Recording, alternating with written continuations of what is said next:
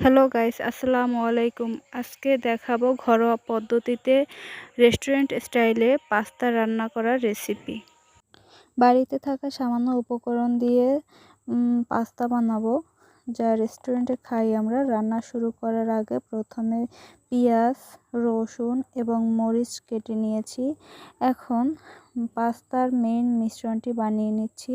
প্রথমে একটি বাটি নিয়েছি, তাতে কিছু পরিমাণে গুঁড়ো দুধ, 1 প্যাকেট মশলা, একটু বেশি পরিমাণে টমেটো সস, অল্প পরিমাণে চিলি সস এবং অল্প একটু পরিমাণে চিনি অ্যাড করেছি এবং তাতে পরিমাণ মতো পানি দিয়েছি। এখন উপকরণগুলো একটু ভালোভাবে মিশিয়ে নিচ্ছি। তো এটি মেইন জিনিস যা পাস্তাটাকে একটু বেশি টেস্টি করে।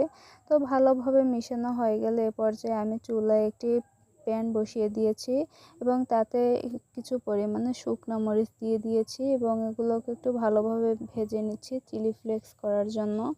তো এখন আমি পাস্তাগুলোকে একটু সিদ্ধ দিচ্ছি এবং তার উপর থেকে দিয়ে দিয়েছি একটু সামান্য পরিমাণে লবণ।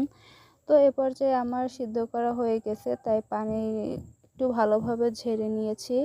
এখন আমি আবারও চুলায় একটি প্যান বসিয়ে দিয়ে এর উপর থেকে তেল দিয়েছি। তেল গরম হয়ে গেলে এখন আমি রসুন কুচি, পেঁয়াজ কুচি এবং মরিচ কুচিগুলোকে ভালোভাবে ভেজে নিচ্ছি একটু লাল লাল করে। তো এগুলো ভাজা হয়ে গেলে এখন আমি অ্যাড করে দিচ্ছি সিদ্ধ করা পাস্তাগুলোকে আমি আবারও একটু নেড়েচেড়ে দিচ্ছি এবং অ্যাড করে দিয়েছি চিলি ফ্লেক্স অ্যাড করে দেওয়ার পরে আমি আবারও একটু নেড়ে চেড়ে নিয়েছি এবং পরবর্তীতে দিয়ে দিয়েছি আগে থেকে তৈরি করা উপকরণ।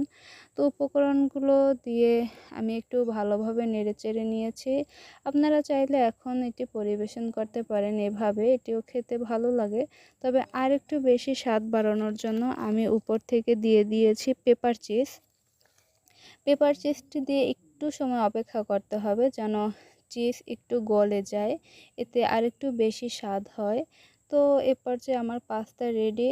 তো আমার ভিডিওটি আপনাদের কাছে কেমন লেগেছে? যদি ভালো লেগে থাকে তাহলে অবশ্যই ভিডিওতে like, comment, share and subscribe করবেন। আল্লাহ হাফেজ।